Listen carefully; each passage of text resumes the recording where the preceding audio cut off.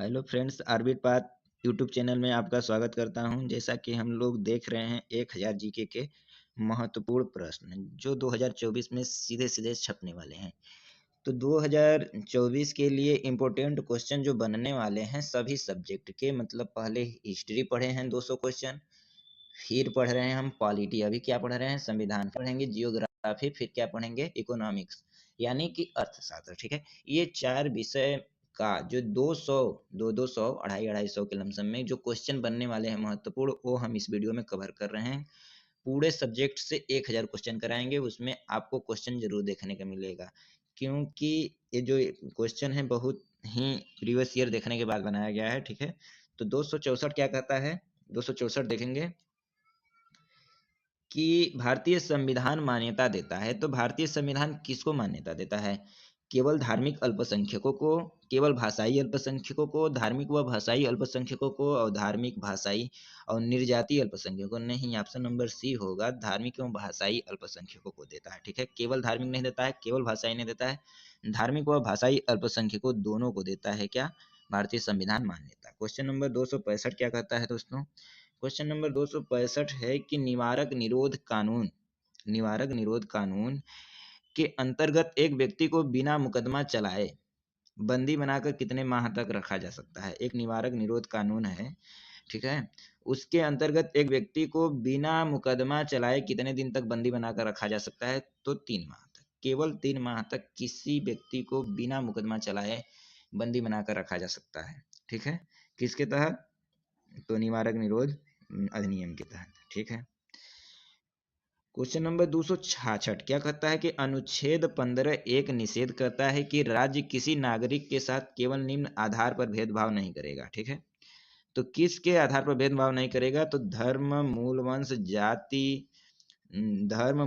जाति, लिंग, जन्म स्थान के आधार पर भेदभाव नहीं करेगा। ठीक है, तो ऑप्शन नंबर इसका क्या सही हो जाएगा? D, option number D.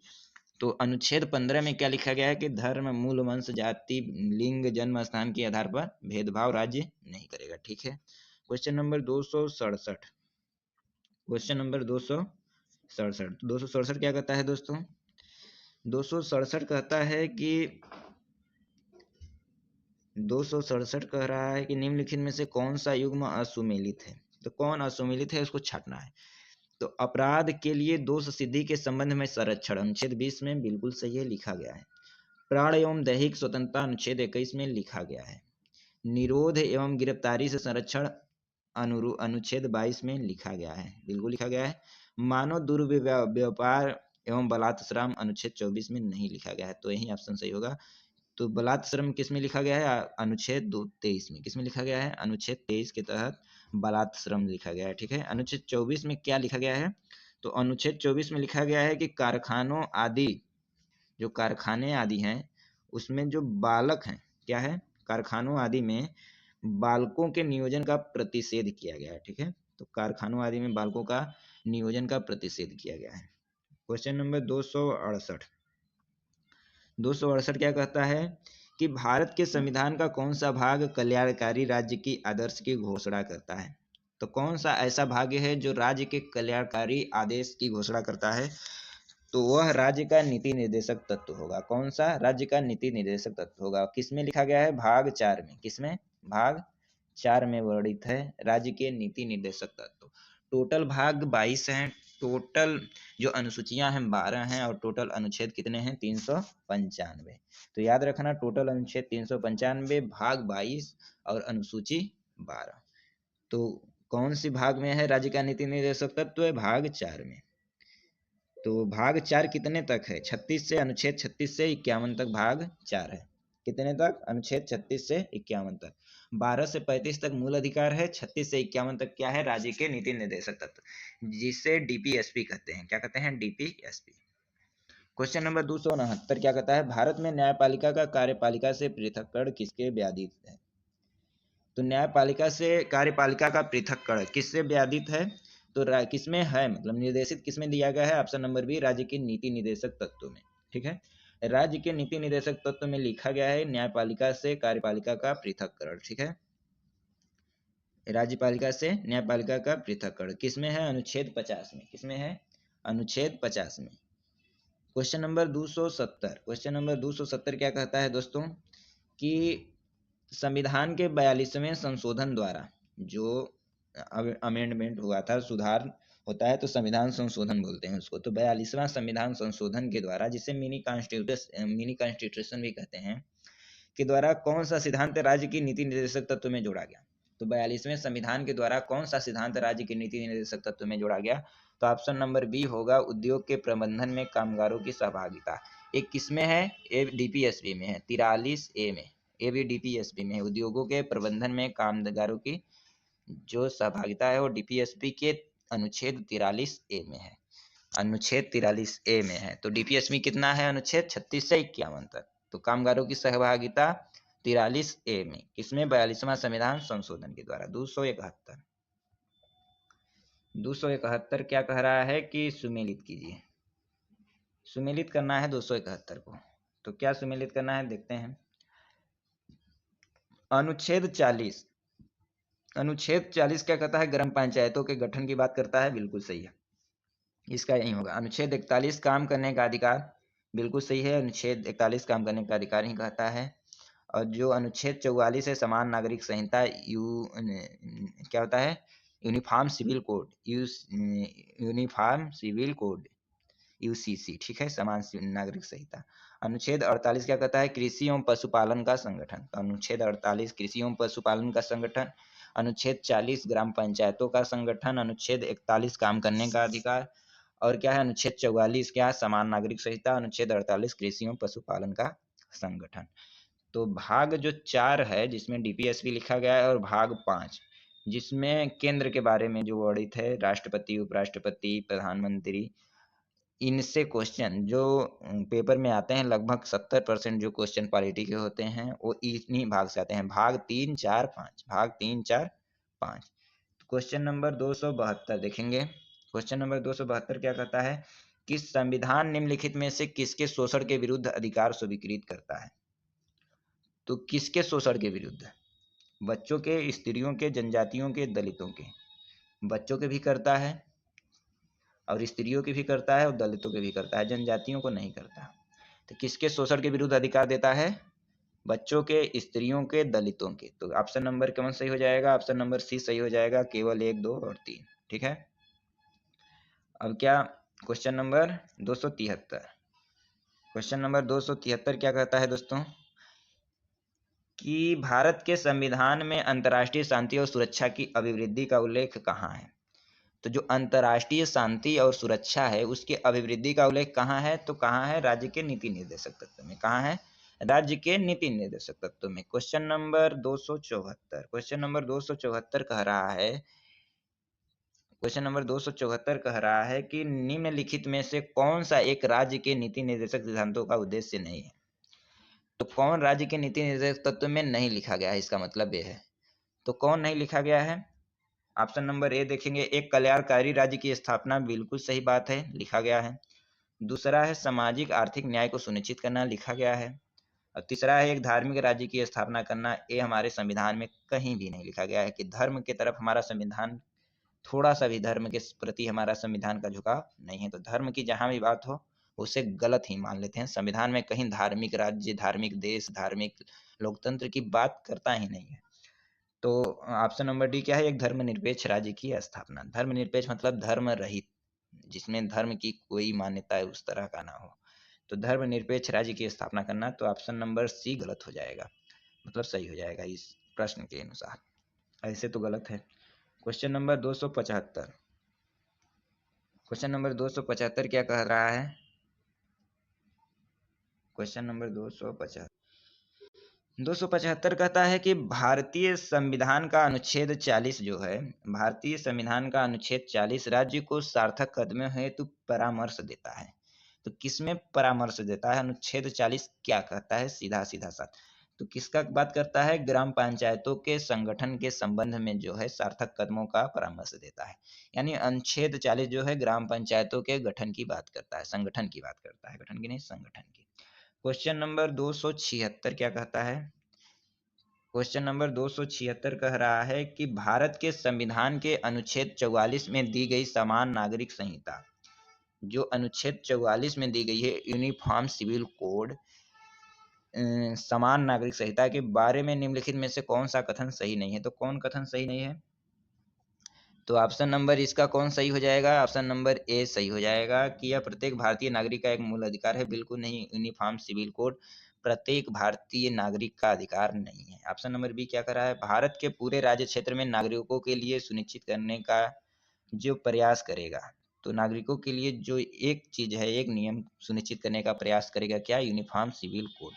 यह किसी न्यायालय में परिवर्तनीय नहीं है। बिल्कुल सही, इसे किसी न्यायालय में नहीं ले जा सकते हैं। क्यों? क्योंकि एक इसमें है राज्य के नीति निर्देशक तत्व में लिखा गया है, और राज्य के नीति निर्देशक तत्व में जितने भी चीजें लिखी गई हैं, जितने भी आर्टिकल लिखे गए हैं, वह न्यायालय द्वारा परिवर्तनीय नहीं है, न्यायालय द्वारा अमाननीय है, उसे न्यायालय में हम प्रस्तुत नहीं कर सकते हैं। क्वेश्चन नंबर 277, क्वेश्चन नंबर 277 क्या कहता है दोस्तों? क्वेश्चन नंबर 277 कि राज्य के नीति निर्देशक तत्वों के अधीन निम्नलिखित में से कौन सा एक उपबंध नहीं है? तो राज्य के नीति निर्देशक तत्वों में कौन सा एक उपबंध नहीं है? कौन उपबंध नहीं है? तो क्या ऑप्शन नंबर ए काम करने का अधिकार उपबंध में नहीं है? बिल्कुल है, काम करने का अधिकार है। 6 वर्ष से कम आयु के बच्चों को प्रारंभिक बाल्यावस्था और देखभाल का उपबंध बिल्कुल है। ऑप्शन नंबर सी क्या है? भारत के सभी लोगों में सामंजस्य और समान सामूहिक भाईचारे की प्रवृत्ति को बढ़ावा देना है। ये बिल्कुल नहीं लिखा गया है, ठीक है। ऑप्शन नंबर डी, न्यायपालिका का कार्यपालिका से अलगाव, ये भी सही है, ठीक है। तो ये भी सही होगा, तो ऑप्शन नंबर सी इसका सही हो जाएगा। सी क्या कहता है कि भारत के सभी लोगों में सामंजस्य और समान सामूहिक भाईचारे की प्रवृत्ति को बढ़ावा देना है। इसमें नहीं लिखा गया है, एक इसमें लिखा गया है, मूल कर्तव्य में लिखा गया है। क्वेश्चन नंबर 278, 278 क्या कहता है कि भारत के प्रत्येक नागरिक के कर्तव्य के अंतर्गत, भारत के प्रत्येक नागरिक के कर्तव्य के अंतर्गत प्राकृतिक पर्यावरण का संरक्षण एवं सुधार कौन से अनुच्छेद में शामिल है? तो पर्यावरण का संरक्षण एवं सुधार किस अनुच्छेद में शामिल है दोस्तों?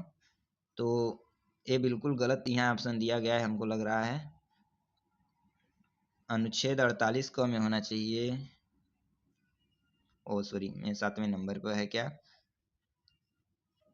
तो ऑप्शन नंबर सी ही सही होगा। अनुच्छेद 51 क में लिखा गया है, 51 क के 7वें नंबर पर लिखा गया है क्या? कि प्राकृतिक पर्यावरण का संरक्षण एवं सुधार, ठीक है। क्वेश्चन नंबर 279, 279 लिखा गया है भारतीय संविधान के अंतर्गत निम्नलिखित में से कौन सा मूल कर्तव्य नहीं है? तो कौन मूल कर्तव्य नहीं है उसे देखेंगे। लोक चुनाव में मतदान करना ये मूल कर्तव्य है? बिल्कुल नहीं, ये मूल कर्तव्य नहीं है, यही ऑप्शन सही हो जाएगा। बाकी वैज्ञानिक प्रवृत्ति विकसित करना सही है, सार्वजनिक संपत्ति की सुरक्षा करना ये भी सही है, संविधान के प्रति निष्ठावान रहना और उसके आदर्शों का सम्मान करना ये भी सही है। तो ये तीनों मूल कर्तव्य में लिखे गए हैं। मूल कर्तव्य कितने में है? मूल कर्तव्य अनुच्छेद 51 क में है, और इसमें कितने मूल कर्तव्य दिए गए हैं? 11। नागरिकों को कितने मूल कर्तव्य दिए हैं? 11, ठीक है। 11 में से जो एक है लोक चुनाव में मतदान करना, ये नहीं है। क्वेश्चन नंबर 280, 280 का कह रहा है कि भारत की प्रभुता, एकता और अखंडता की रक्षा करें और उसे अक्षुण्ण बनाए रखें। यह उपबंध किसमें किया गया है? तो किसमें किया गया है? राज्य के नीति निर्देशक तत्व में किया गया है, मूल अधिकार में किया गया है, मूल कर्तव्य में? मूल कर्तव्य में किया गया है। मूल कर्तव्य में लिखा गया है कि भारत की प्रभुता और एकता, भारत की प्रभुता, एकता और अखंडता की रक्षा करें और उसे अक्षुण्ण बनाए रखें, ठीक है। क्वेश्चन नंबर 281, क्वेश्चन नंबर 281 का कह रहा है, क्वेश्चन नंबर 281 कह रहा है कि भारत के नागरिकों के मूल कर्तव्यों, भारत के जो नागरिक हैं के मूल कर्तव्यों का विवरण संविधान के किस अनुच्छेद भाग में दिया गया है? तो भारत के नागरिकों के जो मूल कर्तव्य का विवरण है संविधान के किस भाग में दिया गया है? मूल कर्तव्य किस में दिया गया है? भाग 4 क में, अनुच्छेद 51 क और भाग 4 क, ठीक है। 282, 282 क्या कह रहा है कि भारत की प्रभुता, एकता और अखंडता की रक्षा करें। फिर से वहीं आ गया, मूल कर्तव्य के किस स्थान पर रखा गया है, यानी उसमें पूछा गया था कहाँ रखा गया है, अब बोल रहा है कि मूल कर्तव्य के कौन से नंबर पर है। तो कौन से नंबर पर है दोस्तों? कौन से नंबर पर है? ऑप्शन नंबर डी, तीसरे नंबर पर। तीसरे नंबर पर क्या लिखा गया है कि भारत की प्रभुता, एकता और अखंडता को सुनिश्चित करें तथा उसे अक्षुण्ण बनाए रखें। Question number 283। क्वेश्चन नंबर 283 क्या कहता है, मूल कर्तव्यों का उल्लेख संविधान में कब किया गया था? तो मूल कर्तव्यों का उल्लेख कब किया गया था? 1976 में। कब किया गया? 1976। 42वां संविधान संशोधन 1976 हुआ, जिसमें सरदार स्वर्ण सिंह समिति के सिफारिश पर क्या जोड़े गए? 10 मूल कर्तव्य जोड़े गए। ठीक है, जिसमें भाग 4A और अनुच्छेद 51A सम्मिलित किया गया। 284 क्या कहता है दोस्तों? 284 देखेंगे कि एक नागरिक के मूल कर्तव्यों में निम्नलिखित में से कौन सा कर्तव्य शामिल नहीं है? तो नागरिक के जो 11 मूल कर्तव्य दिए गए हैं उनमें से बोल रहा है कि एक कौन नहीं है। तो प्रकृति पर्यावरण की रक्षा करना बिल्कुल सही है। स्वतंत्रता के लिए हमारे राष्ट्रीय आंदोलन को प्रेरित करने वाले उच्च आदर्शों को संजोए रखा और उसे पालन करना बिल्कुल सही है। ऑप्शन नंबर सी, अस्पृश्यता मिटाने के सारे प्रयास करना, ये नहीं लिखा गया है। और डी, वैज्ञानिक दृष्टिकोण, मानववाद और ज्ञानार्जन तथा सुधार की भावना विकास करना, ये भी लिखा गया है। Question number 285। क्वेश्चन नंबर 285 क्या कह रहा है? 285 क्या कह रहा है दोस्तों? 285 कह रहा है, निम्नलिखित में से कौन भारतीय संविधान के अंतर्गत मौलिक कर्तव्यों में सम्मिलित नहीं है? वही चीज आ गया। तो ग्राम पंचायतों के गठन, ऑप्शन नंबर सी, ग्राम पंचायतों का गठन किसमें है? राज्य के नीति निर्देशक तत्व में है, न कि मूल कर्तव्य में है। क्वेश्चन नंबर 286 क्या कह रहा है? क्वेश्चन नंबर 286 के निम्नलिखित में से कौन सा भारत के संविधान में विहित एक मूल कर्तव्य नहीं है? फिर से वही मूल कर्तव्य वाला आ गया। तो ऑप्शन नंबर कौन सा इसमें सही हो जाएगा? ऑप्शन नंबर डी, अंतर्राष्ट्रीय सुरक्षा, शांति और सुरक्षा को बढ़ावा देना। ये जो संविधान में नहीं विहित, मूल कर्तव्य में नहीं है, किसमें है? डीपीएसपी में है। क्वेश्चन नंबर 287 क्या कह रहा है कि निम्नलिखित में से किस समिति की संस्तुति पर भारतीय संविधान में मूल कर्तव्य शामिल किए गए? तो कौन सी समिति थी जिसके सिफारिश पर मूल कर्तव्य भारतीय संविधान में शामिल किए गए? तो option number C, Sardar Singh स्वर्ण समिति। सरदार सिंह स्वर्ण समिति के तहत मूल कर्तव्यों को कहाँ जोड़ा गया? अपने संविधान में जोड़ा गया। ठीक है, अनुच्छेद 51 का भाग 4 का संशोधन, 42वां संविधान संशोधन 1976। ठीक है, क्वेश्चन नंबर 288 कि भारतीय संविधान का कौन सा अनुच्छेद राष्ट्रपति को उच्चतम न्यायालय से परामर्श करने की शक्ति प्रदान करता है? तो जो भारत का राष्ट्रपति है उसको कौन ऐसा अनुच्छेद है जिससे शक्ति देता है कि भारत के जो कौन है चीफ, अरे वो उच्च न्यायालय के न्यायाधीश, मुख्य न्यायाधीश, उससे परामर्श लेने को? तो ऑप्शन नंबर सी, अनुच्छेद 143 देता है। यह चीज अनुच्छेद 143 देता है कि आप जो राष्ट्रपति हैं वो किससे, उच्च न्यायालय के न्यायाधीश से क्या ले सकता है? परामर्श ले सकता है। क्वेश्चन नंबर 289 क्या कह रहा है कि संविधान के निम्नलिखित अनुच्छेदों में से किस एक के अंतर्गत संघ की कार्यपालिका शक्ति राष्ट्रपति में निहित है?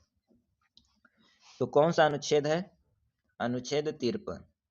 अनुच्छेद 52 में क्या लिखा गया है? भारत का एक राष्ट्रपति होगा। अनुच्छेद 53 में क्या लिखा गया है कि समस्त कार्यपालकीय शक्तियां राष्ट्रपति में निहित होंगी। तो अनुच्छेद 53 में क्या लिखा गया है? संविधान की जो अनुच्छेद में लिखा गया है कि संघ की जो कार्यपालकीय शक्तियां हैं वो किसमें निहित होंगी? राष्ट्रपति में। राष्ट्रपति क्या होता है? नाम मात्र का एक मुखिया होता है। कहने को तो मुखिया है लेकिन नाम मात्र का। क्वेश्चन नंबर 290 क्वेश्चन नंबर 290 का कह रहा है कि निम्नलिखित में से संविधान के कौन से अनुच्छेद के तहत राष्ट्रपति के पास संसद को संबोधित करने की शक्ति प्राप्त है? तो कौन सा अनुच्छेद है जिसके तहत राष्ट्रपति के पास संसद को संबोधित करने की शक्ति प्राप्त है? तो अनुच्छेद 86। अनुच्छेद 86 में राष्ट्रपति का क्या है? अभिभाषण। ठीक है, विशेष अभिभाषण। क्वेश्चन नंबर 291 क्या कह रहा है कि वित्तीय आपातकाल का उल्लेख संविधान के किस अनुच्छेद में है? वित्तीय आपातकाल का उल्लेख संविधान के किस अनुच्छेद में है? तो किस अनुच्छेद में है वित्तीय आपातकाल का उल्लेख? तो अनुच्छेद 360। अनुच्छेद 360। जो अनुच्छेद 352 है राष्ट्रीय आपातकाल, राष्ट्रीय आपातकाल। 356 है राज्य आपातकाल, राष्ट्रपति शासन। और अनुच्छेद 360 क्या है? वित्तीय आपातकाल।